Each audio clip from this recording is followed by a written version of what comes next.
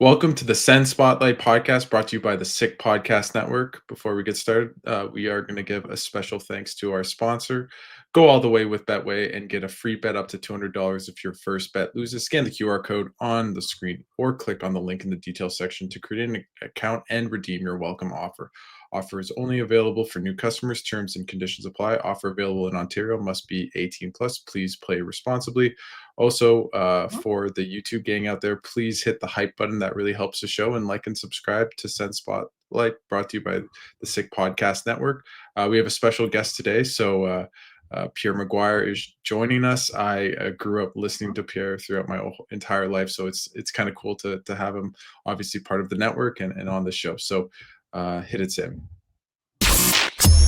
Turn up your volume. Because you're about to listen to the Sick Podcast. Send Spotlight. Here's Alfredson bursts the speed, gets a shot away, score!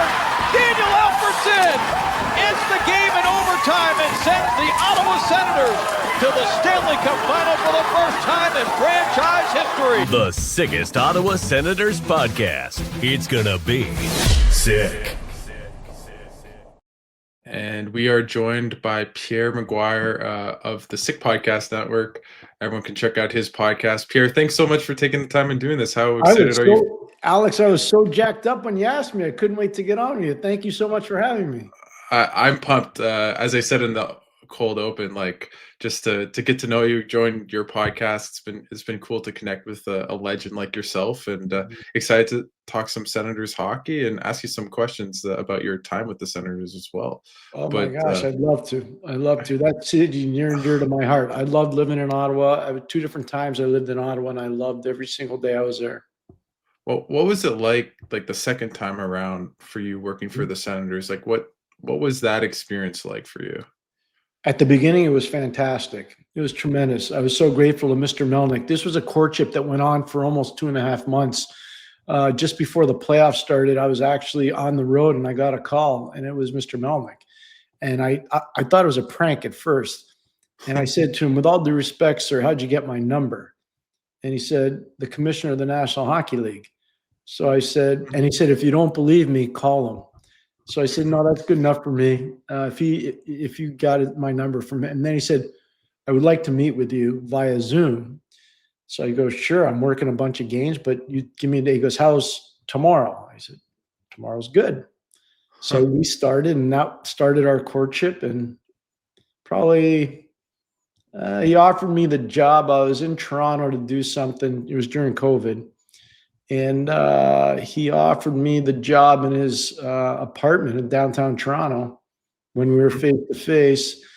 And then I said, you know what? Let me think about it. I'll talk to my wife. And NBC was just losing the rights to the National Hockey League.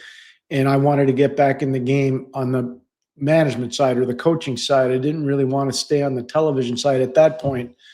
And so I was really excited. And I called him back the next day and took the job. And we had an amazing time at the beginning, amazing. And the job description, everything else was working out. And then for whatever reason, things started to change probably 1.5 to 2 months into when I started there. Not to pry too much, but what kind of changed? Was there anything specific? Yeah, I was supposed to have a little bit more of a role in terms of communicating in the community and doing some different things with the organization. On the hockey side. And what I did was I tried to create my own workspace. So spent a lot of time around the big team, but I also spent a lot of time in Belleville and had a tremendous working relationship with everybody in that front office. Peter McTavish, fantastic person. DJ Smith, awesome person. I can go down the line. Everybody there. Jack Capuano. The people that were coaching down in Belleville at the time. David Bell's now the head coach. He was the assistant back then. I'm so happy for a guy like Justin Peters, who's the goalie coach in Ottawa now. I think the world of Justin. And so, I mean, I loved it there. I really did. And then Mr. Melnick got sick. Yeah.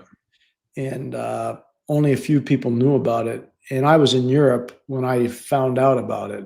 I was over scouting and came back. And that's when I knew that he had passed away. We were in Nashville. The night that he passed away, the team, we were all down in Nashville. Yeah.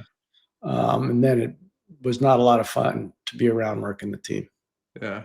Was it because of you like kind of Eugene passing away, or just other circumstances that kind of I made just think there were other things going on, and yeah. I didn't want to be party to it. So I just did my job. I buckled down. That team in Belleville got in the playoffs for the first time in a long Yeah. time, and I was really proud of them. I thought the entire staff did a great job. The players were amazingly determined. I know we went and played in the playoffs down in Rochester, and we had a great dinner together as a group. And there was a lot of great memories, like really good memories. And Mhm. I got to tell you this, Alex. You see a guy like Brady evolve, and you see a guy like Timmy Stutzla evolve, and you see Drake Batherson evolve. And one of the guys I was the most proud of, and he kept getting hurt, but was Josh Norris. I just thought the world of Yeah. Josh Norris. I love my relationship with him and working with him. And there were so many. Eric Branstrom's a phenomenal kid. Philip Mhm. Gustafson was a phenomenal kid. I had so many early coffees with those guys because they always came to the rink early, and we would talk about Sweden, we talk about hockey. So I have nothing but fond memories, really fond memories. I guess like when you were in charge, or you weren't in charge, but when you were working for the team, how difficult did you feel it was in many ways to kind of take that next step at the time? Because with Melnick, he wasn't spending as much as maybe you would like. Like, how difficult did you feel like, or Boxton did you feel at the time to take that young team to the next level? Great question and very fair, because the first free agency day and the only one I worked on in the summer, there was a couple defensemen and people that were in the front office knew we were communicating with them. We desperately needed help on the right side at that point. And so we had made some calls to some pretty significant players that were available on the market. And then they would tell us the price point, and it was no go. We couldn't do it. So Hmm. it wasn't frustrating. It was just the reality of the situation at the time. What I really admired, though, was the coaching staff never complained. Hmm. They never complained once, and because of that, the atmosphere around the building was really good because the coaches were so Hmm. positive. And I think a lot of that honestly started, I would say, with Jack. Jack Capuano was a really positive guy. And I think that DJ was an amazingly positive guy. So there was, I liked everybody about everything and everybody there on the coaching side, and the trainers were phenomenal. Yep. Same It guys was now. Yeah. they're all still there. They're great. And one of the things I loved the most was I was asked to speak at the trainers convention that summer, and I did. It was out in Arizona. And the first thing I remember saying when I spoke was I wanted to acknowledge the trainers there because they never had a chance to say goodbye to them. I got let go, and Hmm. I felt terrible. Like they said, "You've done nothing wrong." The security people, "You've done nothing wrong, but we need to walk you out of the building." And I was like, "Really?" And they're like, "Yeah." So I was like, "Okay." So I walked. Was what was it like working with Pierre Dorian?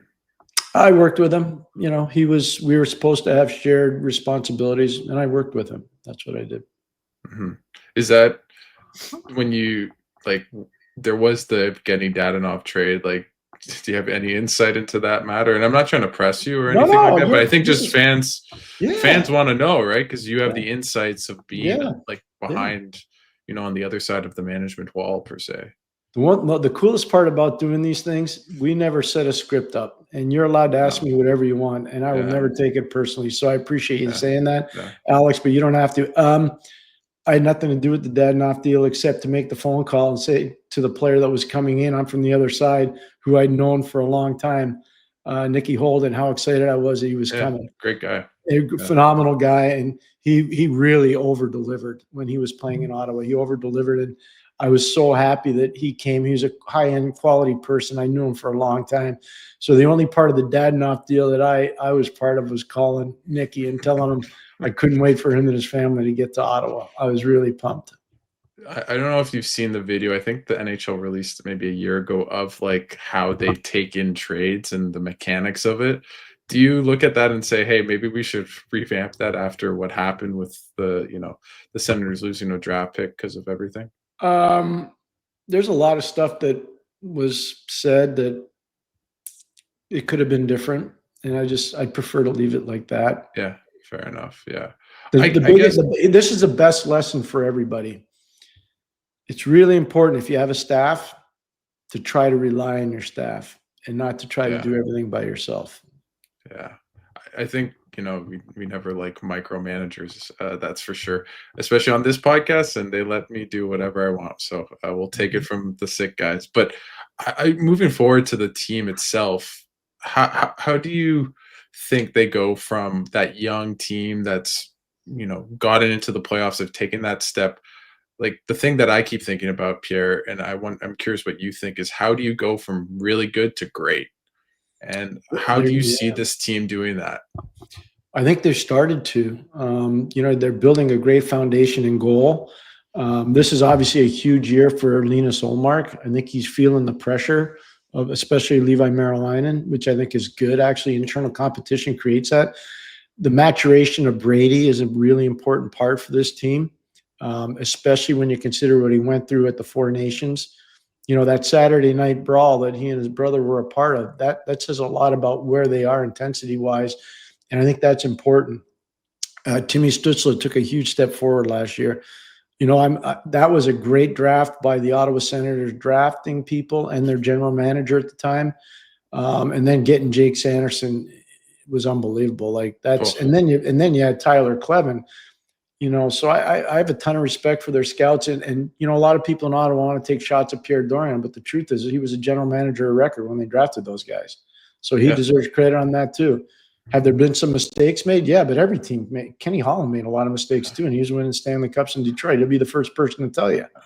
That's No, the reality. I asked like at Sportsnet, I asked our draft guy Jason Bukla. I'm sure you probably know him a Oh, little very bit. well, very good. Yeah, Very good. great guy. And I asked him, I was curious, I was like, when was the last time you've seen a draft that went so well, like the 2020 draft for the Ottawa Senators, where you have Stützle, Sanderson, Greg, Kleven, Marilainen. I know I'm missing. I think Sokolov played a couple games. Like they had a lot of really good players, and obviously they hit on the priority picks in terms of the two top 5 picks. But he was like, yeah, there's few and far between. So I think Pierre Dorion and the scouting staff deserve a lot of credit. And if you look at this team, it is molded by the foundation of that draft, right? Yeah, and it should have they missed on a few before and they've missed on a few after, but that's part of the deal. The biggest thing that nobody talks about, the 2020 draft actually should have been almost like the 03 draft. What happened with 2020 is because of COVID, people forget this. A lot of the scouting that was done via analytics and numbers and by video. So there were a lot of misses. A lot of teams missed on a lot of good players. And that's where I think Ottawa took advantage of it. Ridley Gregg was one of them. Tyler Kleven was another one of them. Levi Marilainen was clearly one of them. So, and that's just in Ottawa. There are other instances where people really missed. Like they missed badly. For sure.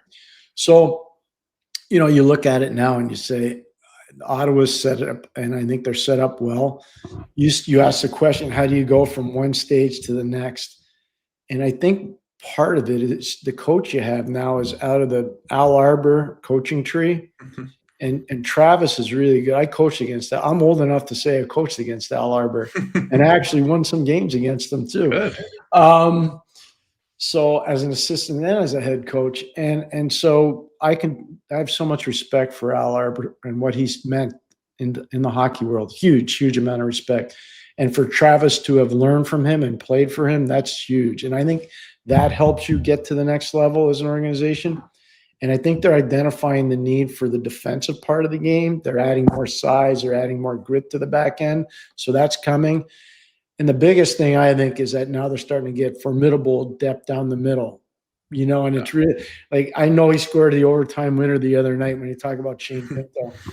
Shane Pinto's a heck of a player. He's not Patrice Bergeron, but there's a whole lot of Patrice Bergeron there. There's a whole lot of it. And that's a lot of praise because I've known Patrice for a real long time. And I'm on the Hall of Fame selection committee, and I can tell you, Alex, that I would proudly nominate him once he's eligible to be nominated. Proudly. For sure. Yeah, for sure. I mean, just like going to the comp with Pinto, and obviously he's not Patrice Bergeron, but the way he plays the game, he's never out of place. He's never in the wrong place at the wrong time. he has a like a weirdly long stick, right? He's able to poke pucks away. He really anticipates the game well. He has an unbelievable shot, right? You'd maybe want him to be more of a playmaker, maybe of Patrice Bergeron-esque, but it's going to be interesting because he is up for a big extension, and I wonder if it's 6x6, 7x7. If I'm the Senators, I would do that in a heartbeat just with the rising cap. But you have Dylan Cousins, you're paying $7 million. You have Tim Stützle, obviously on a bit of a bargain at just a bit over $8 million. So it's like, how do you prioritize your assets? Of course, but I think Shane Pinto's in for a big season, and last year in the playoffs, I'm sure you know, Pierre, like Travis Green played Pinto as much or if not more than Cousins, especially up against Austin Matthews, right? So he has the trust in Pinto. Yeah, it's interesting. So you go, let's just say for the sake of argument, you go with center iceman in Ottawa and you go Stützle, then you go Dylan Cousins, and you go Shane Pinto. And if you want, maybe Ridley Gregg, if you want to put him in the 4-hole, you start looking at that. That's getting close to Florida. Obviously Ottawa doesn't have, and I almost said Ottawa doesn't have Barkov. I get it. But the rest of them, they line up really well. And so, you could say Lundell's a great player. I could say Pinto's better. I could do that. I could. You can say Sam Bennett's a great player. I could say Dylan Cousins has more skill. They're different, but I could say that. And then Tomas Nosek, who's their fourth center, he's hurt right now in Florida. I could say he's a great player, but Ridley Gregg's got way more sandpaper than him. Yeah. That's if you play Ridley there. So, I think Ottawa's setting up well. And Travis, being a former centerman, by the way, he'll never talk to you about this. But when I was coaching, Travis played on a line with Brad Delgarno and Brian Mullen in New York. And let me tell you right now, it was a heck of a line. And they had all the big checking assignments. And that's why I think Travis likes Pinto so much. It probably reminds him a little bit of himself. But I'm a big fan of what's going on in Ottawa right now. I think there are two teams in the league right now, Alex, that I don't think are getting enough credit. One is Montreal. And I know everybody loves the Canadiens, but Montreal is one of them and Ottawa is the other. Those two teams, like if you're in that division, if you're in the Atlantic, those two teams are about to take over. I'm not saying it's going to happen this year, but they're about to take over. They really are. I think what both of those GMs, in terms of Kent Hughes, Jeff Gordon as well, and obviously Staios in Ottawa, is like they haven't done the big play, like the rash move. They've pounced at the right time, right?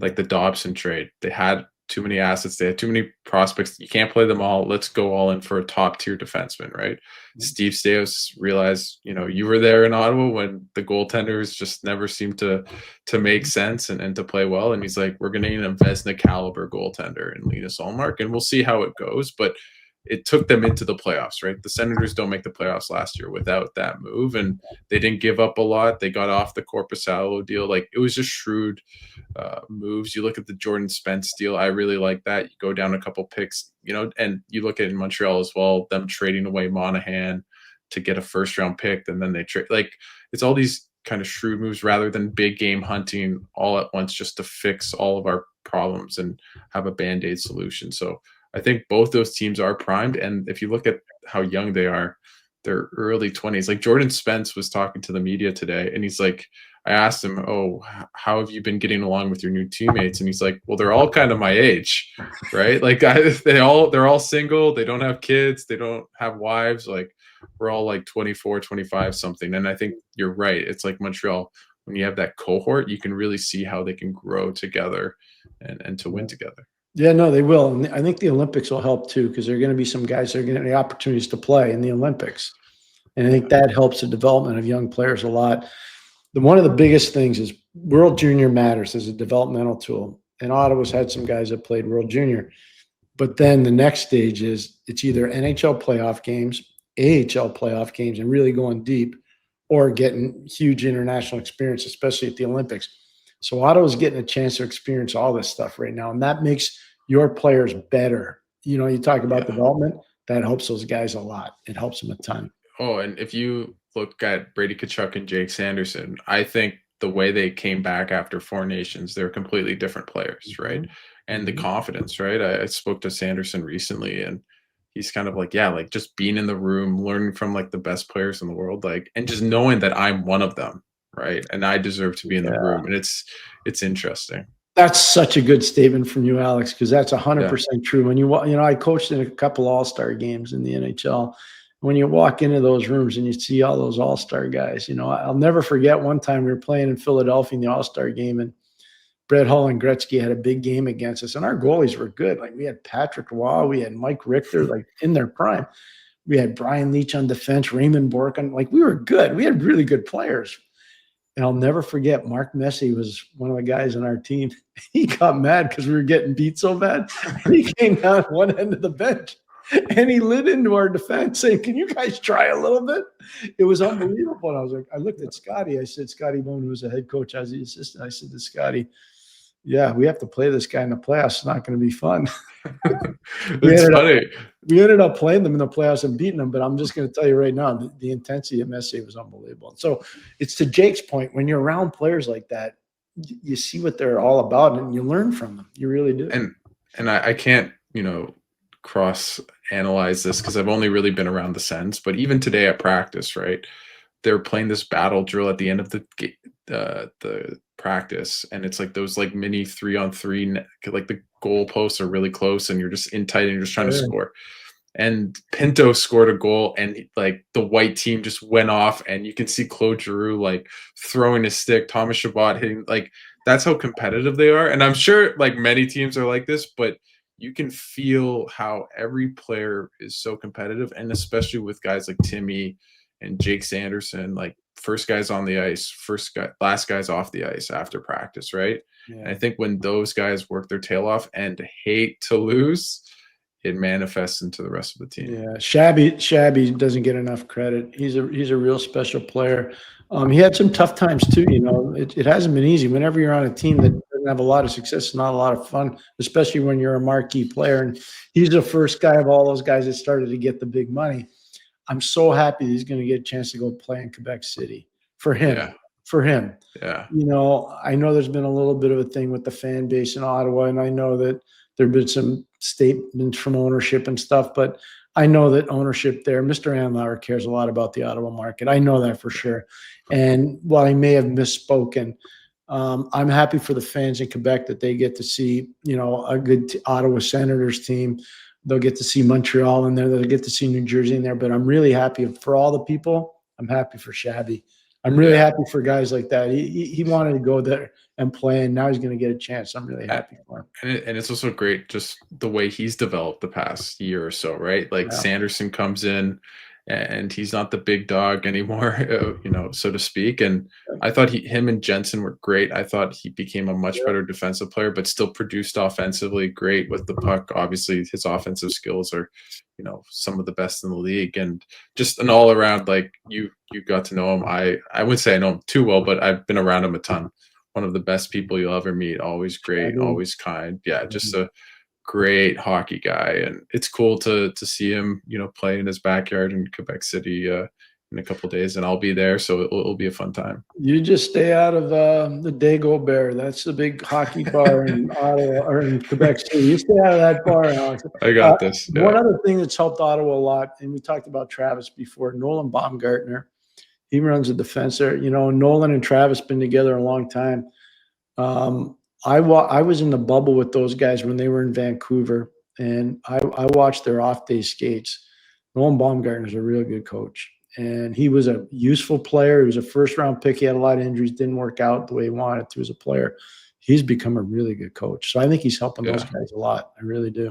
How much credit do you think Green and Baumgartner as well deserve for transforming that team, that before they took shape of or took hold of the Senators with Stützle, Brady, Chabot were not great defensive players. They were not good in their own. Like, how hard is that to do that in one training camp and in one season as a coach? It's hard to do. I've had to do it before, but you can make guys better as long as they want to listen. And you got a captive audience in Ottawa because those players got tired of getting sand kicked in their face. So you get a captive audience in a hurry there. It's not that hard as long as you have trust and communication. Trust is a big part of it, but communication is a big part of it too. I was really young coaching some older guys in Pittsburgh, but we had Larry Murphy came at the trade that actually at the beginning of the year. Gordy Roberts was a free agent pickup from the IHL. Peter Taglianetti was an older guy. Like if you look, the guys, Alfie Samuelson, all these guys we picked up early in the year. I was a young coach, and to mold them together wasn't easy. But like Larry was a great ally. Larry Murphy was an amazing ally. Alfie was an amazing ally. So I think as a coach, if you have guys that are aligned with you, you can work with the rest of the group because they'll trust you. That's a big part of it. It's interesting. Maybe it's just coach speak, but Green has talked about how much he really was impressed by how well his core, especially like his best players, were really attentive. Like he always mentions, they always listen. They're always engaged. They're always, and I don't know if that's, the case normally. I'd hope so. Obviously you want there's a lot of more than you'd think in situations, Alex, where it goes out for a team. The players have lost for sure. Yeah. To listen to the coach. But it's just interesting seeing the parallels between you and Travis Green there, where you felt that you really had to get the core to like listen, and that's how they buy in, which obviously makes sense, on its own. But it's just interesting to see that you feel if you can get that core to buy in quick, then everything kind of falls into place. Best line I ever heard about that was from Scotty Bowman, who coached Al Arbor, by the way, in St. Louis. And that is part of the Bowman coaching tree because that's how I learned. Yeah. And Scotty had the best line ever. He goes, Pierre, on every team, there's going to be 5 guys that love you. There's going to be 5 guys that hate you. It's the 10 guys in the middle that you got to make sure get close to the guys that love you, not the guys that hate you. And that's the biggest part about managing a team. It really is. Yeah. And it's interesting because DJ Smith was beloved by his team. Like Brady Tkachuk, I remember being in the room like the day or after or when he got fired and just seeing kind of Tim Stutz's face, and you could just tell it felt like he lost like a close person. Like it really hit him hard. And it's just interesting to see, in my opinion, how Steos kind of, Travis Green is an interesting guy, very, very much of like the old school hard-nosed type of guy, like no nonsense, right? And as much as DJ Smith, from all accounts, I wouldn't really say I knew DJ at all, but very nice guy. But maybe sometimes I think that helped for the development curve of the team, but they started needing to win, right? And just, being, the sky isn't falling every time you lose. That's actually not a good thing, right? You want it to feel. Mm-hmm. And I can tell you, Travis Green hates to lose. You see that in Claude Giroux, who's maybe the most competitive dude I've been around covering a team. And I think there's a lot of like just innate competitors on this team. And it's just, that's why I feel so high on them, right? I'm not worried that if they lose 2 games in a row, that they won't just give it their all, right? Or that there will be a loss in trust, right? That I think maybe in the past there was that baggage of losing. We're so on the same page. So I'll give you a quick Ridley Gregg one. I was out there scouting and he was playing for Brandon and they were playing in Edmonton. And so I went to the game. It was in the afternoon and he wanted to keep going after Caden Gooley all the time. Like he was going after Gooley the whole night. And I was like, hey, I want to see you after the game. Okay. So I saw him after the game and we were talking and I said, I coached your father in Hartford. I had your dad. And he goes, yeah, he told me.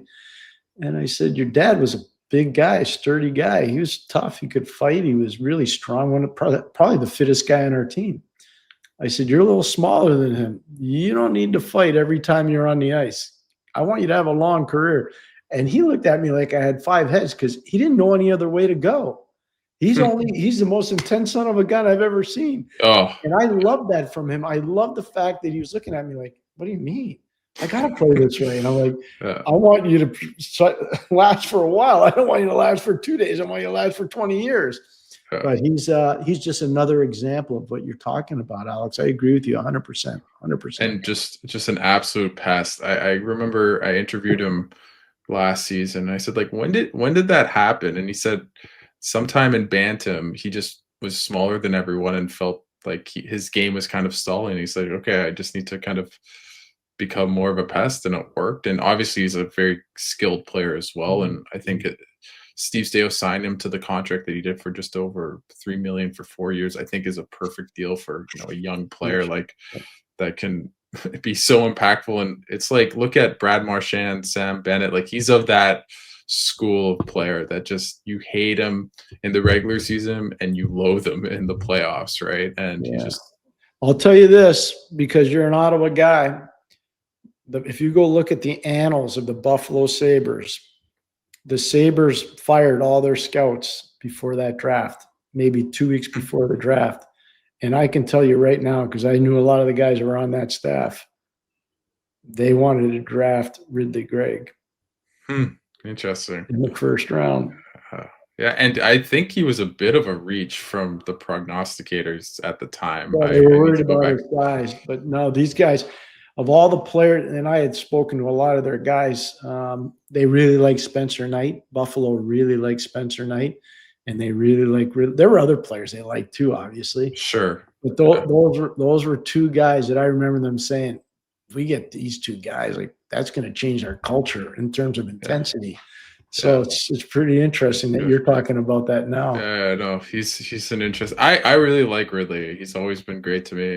He's a charming you just don't want to guy. wear a Maple Leaf sweater when you talk to him. Yeah, no. I've definitely asked Ridley Gregg about that empty net slap shot probably 10 times, and he's always been good about it. So I can't kind of hate on him too much for that. But it's interesting, his owner, I did a interview, I'll tease it for sports, and I had a chat with Michael Anlauer last week, went on sportsnet.ca, and he said the bobblehead night, I don't know if you've heard about this, Pierre, it's a bit of an overkill. So maybe there's a general theme amongst players and management, but I love it. I love bringing that kind of snarl and viciousness in a rivalry and just fun. I don't know. A bobblehead night isn't going to kill anyone. It's great. It's awesome. Yeah, it's really good. Yeah. I'm just happy for the fans in Ottawa. It's really important. That's a franchise that's near and dear to my heart. I was coaching in Hartford when they came in the league, and the first 9 times we played Ottawa, we never lost. But one of the best things that I remember, it was just before Christmas time. We were playing in the old building where the 67s play, and it was probably like December 23rd, maybe the 22nd. I left the dressing room, had a cup of coffee. I was watching warm-up from the stands, and there was a young man and his father, and it looked like they had been a farming family. They were dressed as if they would just come from work. And I'm going to say the boy was maybe 10, 11. The dad was probably like, I don't know, 30, 32. And I was sitting there having a coffee, and I was watching the little boy's eyes. I wasn't watching the world. I was watching the little boy's eyes. And it just showed me how important it was for that team to be in that neighborhood to help all these people have the chance to go to NHL games. Yeah. And I don't know why that happened, Alex, but it always made that city like endearing to me. And I never had a bad day in Ottawa my whole career. I spent a lot of time there, and I worked there a long time, both on the radio, on TV, and obviously in the front office and coaching there. And I've loved everything about it. I miss it. I miss being there. Yeah, for sure. Yeah. I still remember your call from 2009. I was in the building. I have an interesting story where I was a 10-year-old at the time, and the people we split tickets. We had like a half season. It wasn't season, but half like tournament tickets. Yeah. And the thing was, we would get the gold medal game, and they would get the semifinal. Right. But throughout the tournament, I became friends with a group of young men, probably my age, who were like super fans. And I went to the early semifinal. I think it was Sweden, Slovakia. Yeah. And they said, hey, we got company tickets across the arena, and we're taking our mom. So do you want the tickets? And I had to like push my mom to let me in. And I probably was the only person there that had free tickets and got to watch. Oh, it was unbelievable. I will always remember getting out of the parking lot and just out of that stadium, and just, it felt like a flush of just joy, like exuberance. It was just unbelievable. What a rush. That was a great Canadian team. Pat Quinn was a coach. Guy Boucher was running the power play. And the biggest thing was everybody marveled at this new power play setup called the 1-3-1. That ended up being called the bumper when Patrice Bergeron perfected it. But it was Ryan Ellis. It was PK Subban. It was Johnny Tavares. You got it. Yeah. And Alex Pietrangelo. You look at that team, and it's like there's at least like 10, 11 like great, like not Hall of Famers. There's a Hall of Famers in it, but you look up and down, it's like there's like 800 games plus for like a ton of the players. It's unbelievable team. There's a pretty good defenseman that played for Sweden too. I think his name was Eric Carlson. And Victor Hedman. Yeah, Victor Hedman.